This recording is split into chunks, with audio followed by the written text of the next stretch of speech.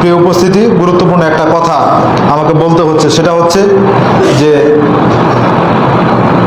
মাদ্রাসা হোক, মক্তব হোক আর জেনারেল শিক্ষা হোক, যে কোনো জায়গাতে আগের শিক্ষার মান একরকম পেয়েছেন, আর এখন আধুনিক সময়ে এসে শিক্ষার মান ভিন্ন রকম পান। আগের চাইতে ভালো পান বলে আমার আশা নাই, বরঞ্চ খুবই খারাপ পান। সেটার একটা বড় কারণ হচ্ছে আপনি বাড়িতে আপনার সন্তানকে যে কোনো কারণে শাসন করেন, কিন্তু শিক্ষকের কাছ থেকে শাসন তুলে নিয়েছেন। একজনের কারণে আরগুলোকেও শাসন করতে পারে না, মানুষও করতে পারে না। ঠিক ওই কাজটাই হয়েছে আমাদের সাথে। আমি যতই কাছের মানুষ হোক, বাড়ি আমার এখান থেকে 3 কিলো, যতই 3 কিলো হোক, তবুও আমি এখানে 5 বছর ধরে আছি। মানে আপনারাই আমার বাবা, আপনারাই আমার চাচা, আপনারাই আমার মা, আপনারাই আমার বোন। সন্তান ভুল করলে সন্তানের দোষটাকে গোপন রাখতে পারেন, কিন্তু আপনি এখন পর্যন্ত আমাকে আপন করে নিতে পারেননি। এখন পর্যন্ত আপনি আপন করে নিতে পারেননি, অথচ আমি ঠিকই পেরেছি। আমি আমার জায়গা থেকে শক্তি দিয়ে বলতে পারি, গ্যারান্টি দিয়ে বলতে পারি, আমি ঠিকই ওটাকে মেনে নিয়েছি যে হ্যাঁ আপনি আমার আপন। যার কারণে আপনার সন্তানটাকে নিজের সন্তান মনে করে আমি মানুষ করার চেষ্টা করেছি। কিন্তু আপনি যে কাজটা করেছেন, সে কাজটার জন্য আমি আল্লাহর কাছে ক্ষমা চাই। আল্লাহর কাছে আপনার জন্য ক্ষমা চাই, আল্লাহ যেন আপনাকে ক্ষমা করেন। শাসন উঠিয়ে নিয়েন না, শাসন উঠিয়ে নিলে পড়াশোনা আদব কায়দা সব কিছু চলে যাবে। আর শুধুমাত্র আপনার জন্যই মক্তব থেকে আমি শাসন উঠিয়ে দিয়েছি। এখন আপনি আমাকে হুমকি দিয়েছেন না, আপনি আমাকে মারবেন, দরকার নাই অত দূর, কিন্তু আপনি আপনার সন্তানকে শাসন করেন, আমাকে শাসন করতে দেন না, এটার জবাব দেওয়ার জন্য আপনি প্রস্তুত থাকেন।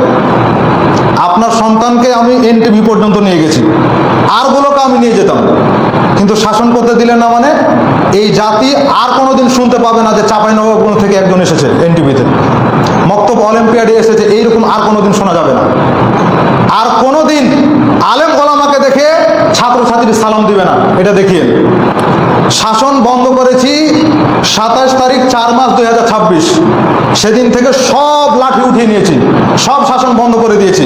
আপনার সন্তান যদি মক্তবে নাও আসে, তবু আপনার সন্তানের খোঁজ আব্দুল মালিক নিতে যাবে না, কারণ আপনি বন্ধ করে দিয়েছেন। এখন আপনার সন্তান মাথার চুল কিভাবে কাটবে, প্যান্টটা কিভাবে রাখবে, 5 ওয়াক্ত সালাত পড়বে কিনা, এটার দায়িত্ব আপনার। আপনি এখন এটাকে কিভাবে দেখবেন সেটা আপনার বিষয়। সন্তানকে তো দুনিয়ার দিক দিয়ে শাসন করেন, কিন্তু আপনার সন্তান আপনার নাজাতের ওসিলা হোক, এটা আপনি কখনো চাননি। তাহলে আপনার সন্তান কিভাবে আপনার জন্য দোয়া করবে, কিভাবে আপনার জন্য কল্যাণ কামনা করবে? আপনি মারা যান, ভাড়া করে হুজুর নিয়ে এসে দোয়া করিয়ে নেবে, ও নিজে দোয়া করতে পারবে না। দৃষ্টান্ত দেখা যায় না? রংপুরের মুরব্বী মানুষ, 3টা কলেজের প্রধান অধ্যক্ষ ছিল, বৃদ্ধাশ্রমে গিয়ে বসে আছে সন্তানের ওপর রাগ করে।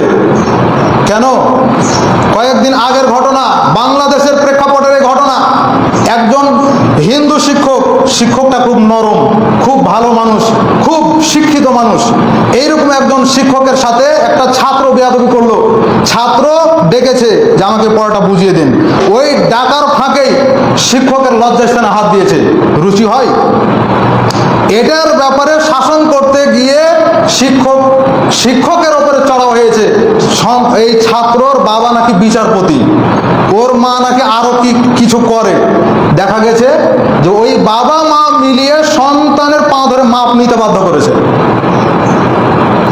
আপনি কোথায় আছেন? কোথায় আছেন আপনি? শিক্ষকদের সাথে আদব রক্ষা করতে হবে। বাবা, ধন, সন্তান, তোমাকে বলছি, শিক্ষকের সাথে যে আদব রক্ষা না করতে পারো, সারা জীবন এটার অভিশাপ নিতে হবে। বাবা মার সাথে খারাপ ব্যবহার করলে এটার অভিশাপ নিতে হয় না? শিক্ষকের সাথে যদি আদবের খেলাফ কোনো কিছু করা হয়, তাহলে এটারও অভিশাপ নিতে হবে। অভিশাপ না দিলেও নিতে হবে, অটোমেটিক নিতে হবে।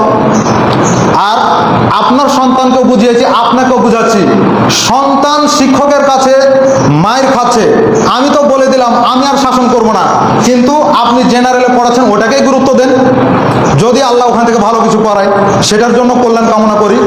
সন্তানকে যদি শাসন করে শিক্ষকে, তো সন্তানকে এমনভাবে শিক্ষা দেন যে সন্তান যেন বাড়িতে এসে না বলে এইরকম যদি হয়, তাহলে শিক্ষকটাকে আপনি যত আপন মনে করতেন, সন্তান যখন এসে আপনাকে অভিযোগ দিবে তখন ও তিলকে তাল বানায়, আপনি জানেন? যা হয় তা বলে না, তার চেয়ে বেশি কিছু বলে। তো এটা যখন হয়, তখন আপনি আর কোনোদিন ওই শিক্ষকের প্রতি ভালো ধারণা রাখতে পারবেন না। তো এই আকামটা তো আপনি করেছেন, সন্তানকে আদব কায়দা শিক্ষা দেননি। এই আদব কায়দাটা শেখানোর জন্য বিশেষভাবে অনুরোধ করছি যারা অভিভাবক রয়েছেন তারা। আল্লাহ সুবহানাহু ওয়া তাআলা আমাদের সকলকে কবুল করুন, আমিন। সুবহানাকা আল্লাহুম্মা ওয়া বিহামদিকা আশহাদু আল্লা ইলাহা ইল্লা আনতা আস্তাগফিরুকা ওয়া আতুবু ইলাইক। আসসালামু আলাইকুম ওয়া রাহমাতুল্লাহি ওয়া বারাকাতুহু।